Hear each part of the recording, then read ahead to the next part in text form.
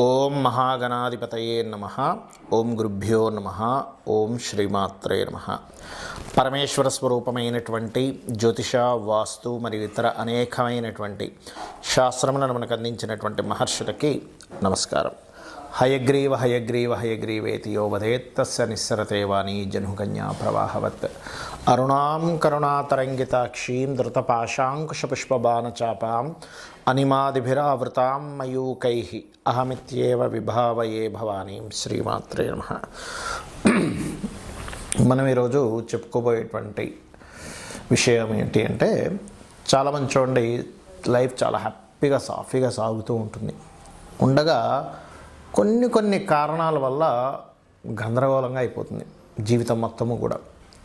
చక్కగా నడుస్తున్న business downfall అయిపోవడము, లేకపోతే మంచిగా ఉన్నటువంటి జాబు కోల్పోవడము, చక్కగా ఉన్న ఆరోగ్యం దెబ్బతిండము, ఇట్లాంటివి ఏర్పడుతూ ఉంటాయి. ఆస్తులన్నీ ఏదో లిటిగేషన్స్లోకి వెళ్ళిపోవడం. దీనికి కారణం ఏమిటి? ఈ కారణము మనం ముందుగానే మనకి మహాదశానాథుడు కానీ ప్రకృతి కానీ హెచ్చరిస్తూ ఉంటుంది. అది ఏ మహాదశలు అంతర్దశలు వచ్చినప్పుడు ఏ లగ్నానికి ఎటువంటి ఫలితాలు, ఆ సమయంలో ఎటువంటి చిన్న పరిహార మార్గాలు, చిన్న మంత్రంతో చిన్న ధ్యానంతో ఎలా చేసుకోవాలి అనేటువంటి విషయాల్ని మనం ఒక్కొక్క లగ్నరీత్యా మనం ఇప్పుడు తెలుసుకుందాం. కర్కాటక లగ్నము, కర్కాటక రాశి. కర్కాటకం వారికి గనక చూసుకున్నట్లయితే మీకు ఉన్నటువంటి గ్రహస్థితి ఏదైతే ఉందో, సహజంగా మనకి సర్వే త్రికోణ నేతారో గ్రహాః శుభఫలప్రదాః అనేటువంటి శ్లోకం ఉంటుందంటే త్రికోణాధిపతుల వల్ల ఎటువంటి ఇబ్బంది రాదు, శుభఫలితాలు ఇస్తాయని. కానీ ఇక్కడ ఏమిటి విషయం? 3వ అధిపతి కానీ 6వ అధిపతి కానీ 8వ అధిపతి కానీ 12వ అధిపతి కానీ పాడైతే కనుక, బాగుంటే కాదండి, పాడై మీకు కనుక ఇబ్బందిని ఇస్తే అప్పుడు ఏం చేసుకోవాలి అనేటువంటి విషయాలు చెప్తుంది. నేను ఎప్పటికీ కూడా చెప్పిస్తుంది సాక్షాత్ లలిత అమ్మవారిగా భావిస్తూ. ముఖ్యంగా గుర్తుపెట్టుకోండి, కర్కాటక లగ్నానికి తృతీయాధిపతి బుధుడు అవుతాడు. ఈ బుధుడు ఎటువంటి ఫలితాలు ఇవ్వడం వల్ల మనకు ఎటువంటి ఆలోచన కలిగి మనం ఎక్కడ రాంగ్ స్టెప్ వేస్తాము చూసుకున్నట్లయితే, తొందరపడి బిజినెస్ల్లో కానీ, సిగ్నేచర్ చేసే విషయంలో కానీ, ఇంకొకరి గాసిప్ విని కానీ నిజం అనుకొని కొన్ని ఇన్వెస్ట్మెంట్స్ చేయడమో ఖర్చు పెట్టడమో చేస్తూ ఉంటాం. అది చాలా పెద్ద మిస్టేక్.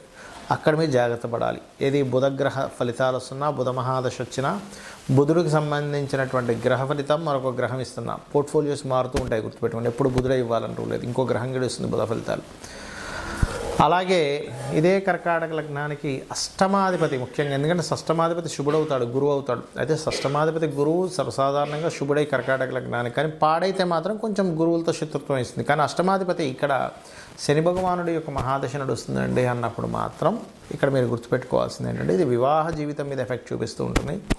అదేవిధంగా జీవిత భాగస్వామికి ఒక్కొక్కసారి ఏమవుతుందంటే, ఈ జాతకులకి ఏమి ఉండదు కానీ జీవిత భాగస్వామి కొన్ని ఆకస్మిక సంఘటనలు, అంటే ఏదో చూడండి, వాళ్ళ రేపు వాళ్ళు స్త్రీలు వంటింట్లో ఏదైనా పొయ్యి దగ్గర ఏదైనా చేసేటప్పుడు ఏదైనా కాలడం కానీ మనకి చిన్న యాక్సిడెంటల్ ప్రోన్స్ ఇస్తూ ఉంటుంది. అష్టమాధిపతి అయ్యాడు కాబట్టి అటువంటివి కలగకుండా ఉండాలి అంటే కాలభైరవ అష్టకం బ్రహ్మాండంగా పనిచేస్తుంది కర్కాటకం వారికి. మరి అదే తృతీయాధిపతి వ్యయాధిపతి బుధుడే అవుతున్నాడు ఇక్కడ. అందుకని మనం ముందుగా ఆల్రెడీ బుధుడి గురించి మనం చెప్పుకున్నాం. అయితే వీటన్నిటికంటే శుక్రుడి యొక్క ప్రభావం కూడా ఎక్కువగా ఉంటుంది. ఇదేమిటంటే చతుర్థ లాభాధిపతి కదా అనుకుంటాం, కానీ శాస్త్రంలో లాభాధిపతి కూడా ఇబ్బందిని ఇస్తాడు అని చెప్తుంది శాస్త్రం. అయితే ఎప్పుడు ఇబ్బంది ఇస్తాడు? ఆ లాభాధిపతి పాడైతే ఇబ్బంది, బాగుంటే ఇబ్బంది ఉండదు. మరి ఎలాంటి ఇబ్బంది ఇస్తాడు పాడైతే కర్కాటక లగ్నానికంటే? ఇక్కడ లాభాధిపతి అయినటువంటి శుక్రుడు కేవలం లాభాధిపతే కాకుండా పూర్వజన్మ కర్మకారకుడు కూడా అవుతున్నాడు శుక్రుడు. కాబట్టి మీరు ఇక్కడ ఏదైనా ప్రాపర్టీ తీసుకుంటున్నాం, శుక్రుడు పాడయ్యాడు అంటే వాహనం కానీ, గృహం కానీ, స్థలం కానీ తీసుకునేటప్పుడు చాలా జాగ్రత్తగా ఉండాలి.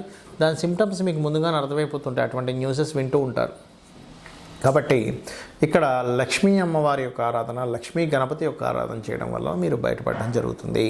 మనకు ముందుగానే ప్రకృతి ఒక్కొక్క సిమ్టమ్ని ఒక్కొక్క రూపంలో అందిస్తూ ఉంటుందండి. అదేమిటంటే, అధికారుల నుంచి ఇబ్బంది రాబోతుంది అని అనుకున్నప్పుడు, లేదా గవర్నమెంట్ నుంచి ఇబ్బంది రాబోతుంది అన్నప్పుడు మనం చిన్న విషయాల్లో అపకీర్తి వస్తూ ఉంటుంది, మనల్ని అవమానించడం జరుగుతూ ఉంటుంది. మనం అర్థం చేసుకోవాలి, ఓహో ఎక్కడో సూర్యభగవానుడికి సంబంధించింది, ఎక్కడో నా మహాదశల్లో అంతర్దశల్లో ఇబ్బంది కలగబోతుంది అనమాట అని వెంటనే సూర్య నమస్కారాలు చేసుకోవడము, ఓం మిత్రాయ నమః అనే నామస్మరణ చేస్తూ ఉండండి.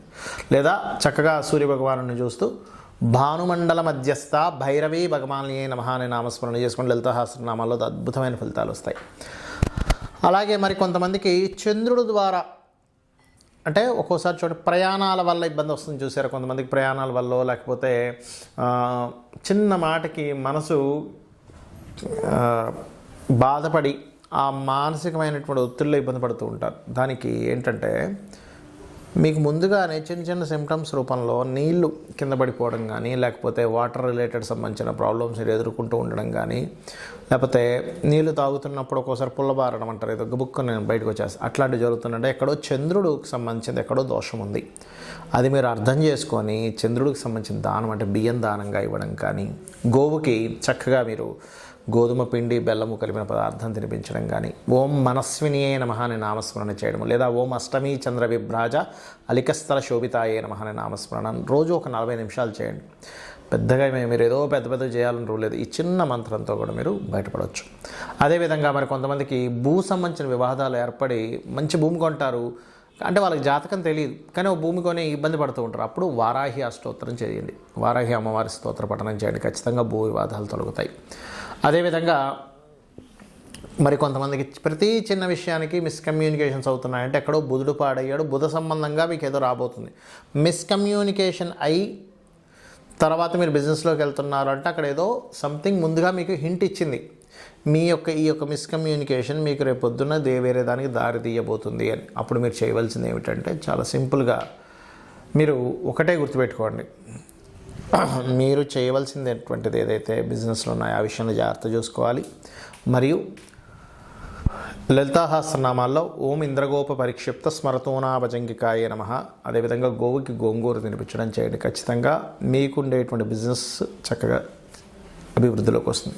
గురు సంబంధించిన దోషం మీ జన్మజాతకంలో ఎక్కడో ఇబ్బంది ఉందన్నప్పుడు మీరు గురువులతో కొన్ని మాటలు పడుతూ ఉంటారు, మీకు తెలియకుండా మీ పెద్దవాళ్ళతో గైడింగ్ వాళ్ళతో. అంటే అక్కడ ఏంటి, గురుగ్రహం ఎక్కడో పాడే మీకు ఆ దోషాన్ని ఇస్తుంది. అలాంటప్పుడు గోవుకి అరటికాయలు తినిపించడము, దత్తాత్రేయ మంత్రం జై గురుదత్త శ్రీ గురుదత్త చేసుకోవడం మంచిది. స్త్రీ ద్వారా ఇబ్బంది వస్తుందంటే శుక్రగ్రహ దోషం ఎక్కడో వచ్చింది, అలాంటప్పుడు శ్రీమాత్రే నమః, బొబ్బర్లు దానంగా ఇవ్వడం, గోవులకి తీపి చపాతీలు తినిపించడం. శని సంబంధించినటువంటి ఏదైనా దోషం వచ్చింది మీ జన్మజాతకంలో అన్నప్పుడు కింద స్థాయి వాళ్ళతో మీకు వ్యతిరేకతలు వస్తూ ఉంటాయి, అంటే మీ కింద పనిచేసే వాళ్ళతో. అంటే అర్థం ఏమిటి, శనిగ్రహం ఎక్కడ దోషమైంది, దానికేంటి నూనె దానంగా ఇవ్వడం, నువ్వులు దానంగా ఇవ్వడం, ఓం అనాకలిత సాదృశ్య చుబక శ్రీ విరాజితాయ నమః అని చేసుకోవడం. రాహు అయితే దుర్గని, కేతు అయితే గణపతి ఆరాధన చేయాలి. ఈ రకంగా చేసినట్లయితే మీకు జన్మజాతకం లేకపోయినా మీరు ఎన్ని ఇబ్బందుల్లో ఉన్నా ఆ సిమ్టమ్స్ అర్థం చేసుకుంటూ మీరు ఈ రకంగా లలితాసహస్రనామాలు చేసుకున్నా, లేదా నిత్య దీపారాధన చేసుకున్నా, నిత్య దేవతారాధన చేసుకున్నా మీకు ఎటువంటి ఇబ్బంది ఉండదు. గ్రహస్థితి ఎలా ఉన్నా సరే అమ్మవారు మిమ్మల్ని కాపాడుతుంది, కాపాడాలని మనస్ఫూర్తిగా కోరుకుంటూ శ్రీమాత్రే నమః.